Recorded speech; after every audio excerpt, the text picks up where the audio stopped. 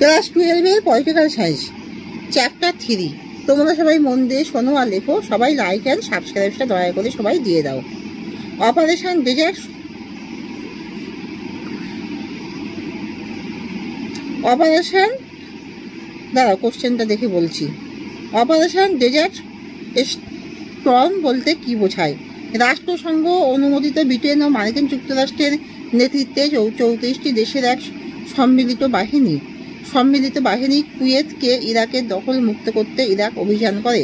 এই অভিযানকেই বলা হয় অপারেশন ডেজার্ট স্টর্ম বা মরুঝড় অভিযান বলে। গঠনমূলক শক্তি হিসাবে আধিপত্যের একটি উদাহরণ দাও। যোগাযোগের জন্য সমুদ্রপথ। সমসাময়িক বিশ্ব রাজনীতিতে 9 থেকে 11 বলতে কোন ঘটনা বোঝায়? 9 থেকে 11 বলতে নিউ ইয়র্কের বিশ্ব বাণিজ্য কেন্দ্র ও আর্লিংটনে মার্কিন যুক্তরাষ্ট্রের প্রতিরক্ষা বিভাগের সদর দপ্তর পেন্টাগন ভবনে সন্ত্রাসবাদী আক্রমণকে বোঝায়। কোন বছর ইরাক কুয়েত আক্রমণ করেছিল? 1990 সালে। আমেরিকার ক্ষমতার একটি বাধ্যবাধকতা লেখো। ন্যাটো গোষ্ঠী। মার্কিন আধিপত্য কখন শুরু হয়েছিল? 1911 সালে সোভিয়েত ইউনিয়নের অবলুপ্তির পর। কোন বছর মার্কিন সামরিক গবেষণা প্রকল্প আরম্ভ হয়েছিল? 1950 সালে। গোলকিউ সর্বজনীন পণ্যের একটি উদাহরণ দাও। ইন্টারনেট। গোলকিওগ্রাম কি? গোলকিওগ্রাম হলো সেই বিশ্ব বসতি যেখানে গ্রামের মৌলের আমরা প্রতিবেশী, আর এই মৌল হলো মার্কিন যুক্তরাষ্ট্র। প্রথম উপসাগরীয় যুদ্ধের সময় মার্কিন রাষ্ট্রপতি কে ছিলেন? George W Bush. 9 থেকে 11 আক্রমণে কত লোক নিহত হয়েছিল? প্রায় 3000 লোক। মার্কিন যুক্তরাষ্ট্রের বাইরে প্রথম MBA পাঠ্যক্রম কখন শুরু হয়েছিল? 1950 সালে। 1881 সালে মার্কিন যুক্তরাষ্ট্রে প্রতিষ্ঠা করা প্রথম বাণিজ্যিক স্কুলের নাম কি? Walton school, Pennsylvania. একাধিপত্য বা হেগেমনি শব্দের অর্থ কি?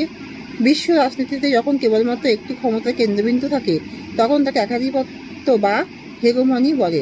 আমেরিকা কত সালে ইরাক আক্রমণ করে? 2003 সালে। আধিপত্য বলতে কি বোঝায়? আন্তর্জাতিক রাজনীতিতে রাষ্ট্র বা রাষ্ট্রসমেত গোষ্ঠী ক্ষমতা দখল ও ক্ষমতা রক্ষা করবার জন্য অবিরাম প্রচেষ্টা চালিয়ে যায়। ক্ষমতা সামরিক, অর্থনৈতিক, সাংস্কৃতিক প্রভৃতি নানা রকম হতে পারে। সোভিয়েত ইউনিয়নের অবলুপ্তির পর বিশ্ব রাজনীতিতে আমেরিকা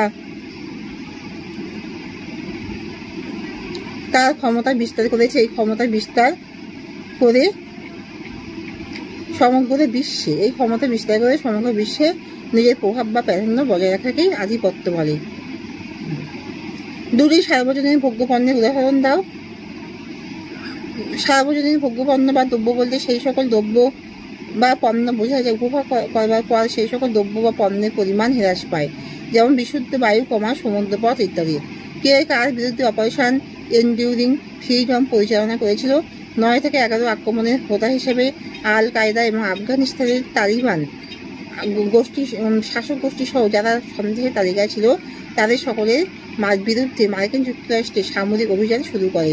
ওই সামরিক অভিযানকেই স্বাধীনতা স্থায়ীকরণের যুদ্ধ বা অপারেশন এনডিউরিং ফ্রিডম বলা হয়। এখানে শেষ করলাম। তোমরা কিন্তু লাইক অ্যান্ড সাবস্ক্রাইবটা সবাই দিয়ে দিও।